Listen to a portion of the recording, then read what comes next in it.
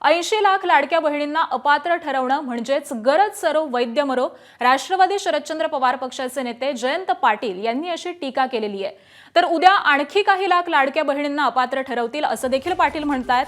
लाडक्या बहिणींना वगळणं हे मोठ्या आर्थिक संकटाचं द्योतक आहे.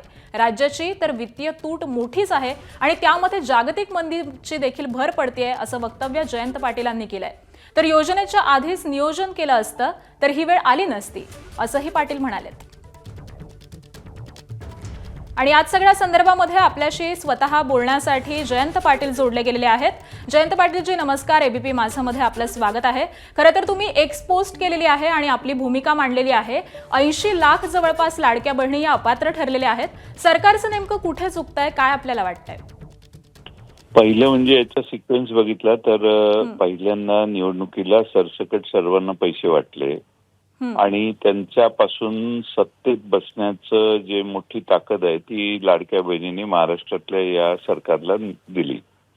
आज त्यानंतर चाळण लावणे हे अनएथिकल आहे, फसवणूक आहे आणि चाळण लावली ती लावली पण किती 80 लाख महिलांना त्यातनं बाजूला काढलं. म्हणजे मला खात्री आहे की पुढच्या वर्षभरात आणखीन एक 50 लाख महिलांना किंवा 60 लाख महिलांना हे बाजूला करतील. यांना वर्षाचं आपलं टोटल जे बजेटमधला लाडक्या बहिणीचा हिस्सा आहे तो कमी करायचा आहे असं दिसतंय आणि तो ह्या वेगवेगळ्या मार्गाने करण्याचं काम सध्या चालू आहे.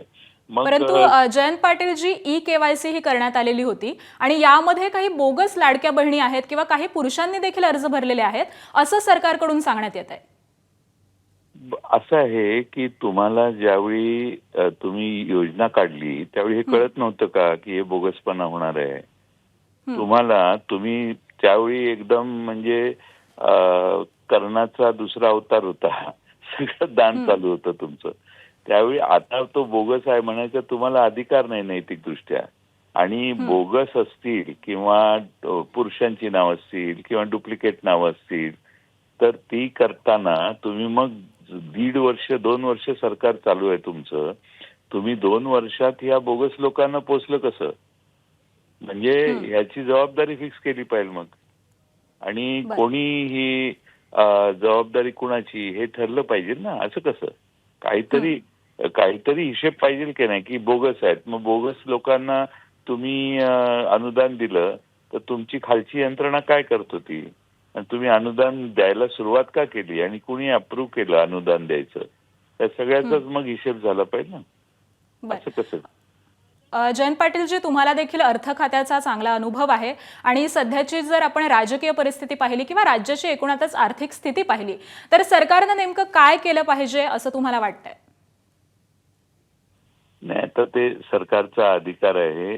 राज्याचे वित्तमंत्री याच्यात त्यांना अधिक चांगली परिस्थितीचं माहिती मिळत असते. त्यामुळे मी सरकारला सल्ला देणं याची काय आवश्यकता सरकारला आहे असं मला वाटत नाही. सरकार त्यांचा निर्णय घेईल. शेवटी विरोधी पक्ष म्हणून महिलांची महाराष्ट्रात 80 लाख महिलांची फसवणूक झाली. त्यात बोगस काय आणि काय शेवटी एखाद्याला बाहेर काढायचं असेल तर बदनाम करून काढायचं ही पद्धत आहे. त्यामुळे ह्याच्यात बोगस आहेत, डुप्लिकेट आहेत असे आरोप करणे तुम्हीच त्यांना केलं ना. तुम्हीच त्यांना लाडक्या बहिणीची योजना दिली. तुम्ही आज नाही दर महिन्याला म्हणजे रिपीटेडली आता समजा निवडणूक होऊन 16 महिने झाले त्याच्या आधी 3 महिने म्हणजे 19-20 महिने तुम्ही लाडक्या बहिणींना पैसे पाठवताय बोगस लोकांना. मग त्याची जबाबदारी तुमचीच आहे ना. आणि मी सरकारला सल्ला देणे एवढा मोठा आहे असं मला वाटत नाही. जयंत पाटीलजी यामध्ये अजून एक असा मुद्दा आहे की लाडक्या बहिणी या पुढे येताना दिसत नाहीयेत. म्हणजे जर त्यांच्या खात्यामध्ये पैसे जमा होत नाहीयेत तर आक्रमकरित्या त्या कुठेही आतापर्यंत पुढे येताना दिसत नाहीयेत. अगदी मोजकी अशी उदाहरणं आहेत की ज्या ठिकाणी लाडक्या बहिणींनी आवाज उठवलेला होता. मग हे असं नेमकं का घडतंय? म्हणजे त्या खरंच बोगस होत्या असं म्हणायचं का? नाही, आता काय आहे की आंदोलन करून काही होत नाही अशी धारणा लोकांची व्हायला लागलेली आहे.